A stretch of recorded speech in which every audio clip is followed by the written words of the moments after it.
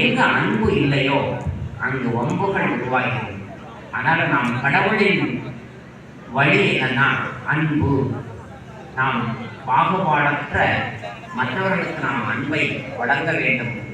வள்ளுவர் கூறுவார், அன்பிலார் எல்லாம் தமக்குரிய அன்புடையார் எலும்பும் உரிய பிறருக்கு. அன்புடையவர்களுடைய எலும்பு கூட பிறருக்கு உரியதுன்னு நினைப்பாங்களாம். ஆக இந்த கோவில் தலத்தில் வழிபடக்கூடிய நாம் ஒவ்வொருவரும் அன்பு சுரூபமாக வேண்டும். ஆத்மாவுடைய சுய தர்மம் அன்பு. ஆத்மாவுடைய சுய தர்மம் அன்பு, அமைதி, ஆனந்தம், சக்தி, ஒளி, தூய்மை, இதெல்லாம் ஆத்மாவுடைய சுய தர்மங்கள், சுய குணங்கள். நம்ம என்ன செஞ்சிடறோம்? சுய தர்மத்துல நிலை பெறாம பர தர்மம், அந்த ராவண தர்மத்தை நமக்கு கையாள ஆரம்பிச்சு அன்புக்கு பதிலாக பகைமை, வெறுப்பு,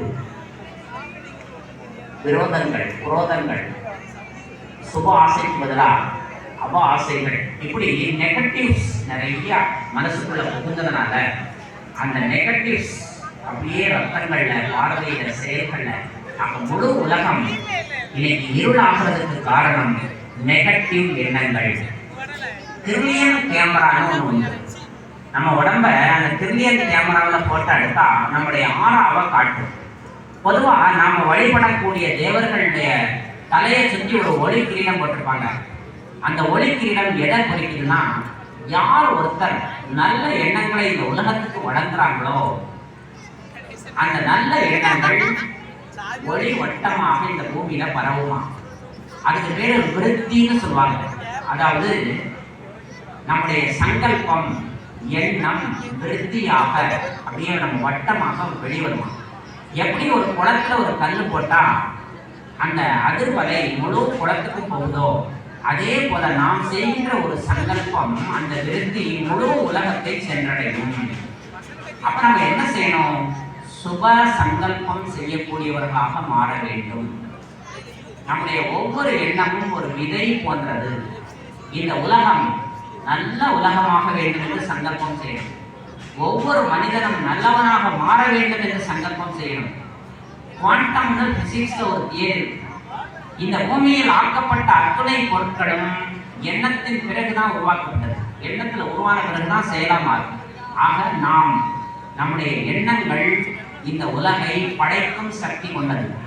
ஆக தனி மனித மாற்றம் உலக மாற்றம், சுய மாற்றம் உலக மாற்றம்.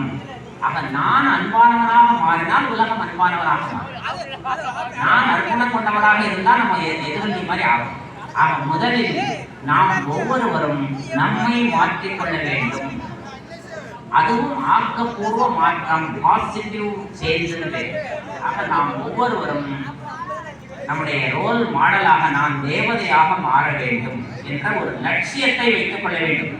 இறைவன் மனித குலத்திற்கு சொல்றார், நீங்க ஒரு லட்சியம், வாழ்க்கையில ஒரு லட்சியம். என்ன லட்சியம்? நான் தேவதையாக வேண்டும் லட்சியம் வைக்கிறோம்.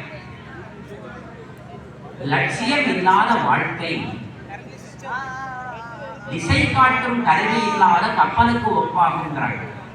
கப்பலுக்கு திசை காட்டும் கருவினா அது கரைக்கு வந்து சேராது, கடலே சொல்லிருக்கும். அதே போல நமக்கு ஒரு லட்சியம் வேண்டும்.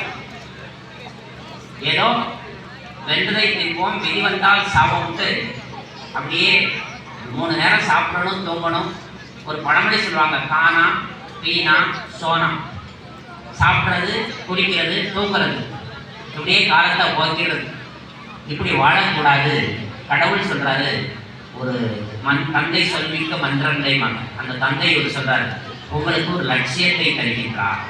நாம் மனிதனிலிருந்து அடுத்த நிலைக்கு மாற வேண்டும், தெய்வீக தன்மையை அடைய வேண்டும், இந்த பூமியில் தேவர்களாக மாற வேண்டும். இதுதான் தர்மயுகம். அதனால தர்மயுகம்ங்கிறது கண்ணுக்கு எட்டாவது தூரத்தில் இருக்கிறத யாரும் நினைச்சுக்காதீங்க.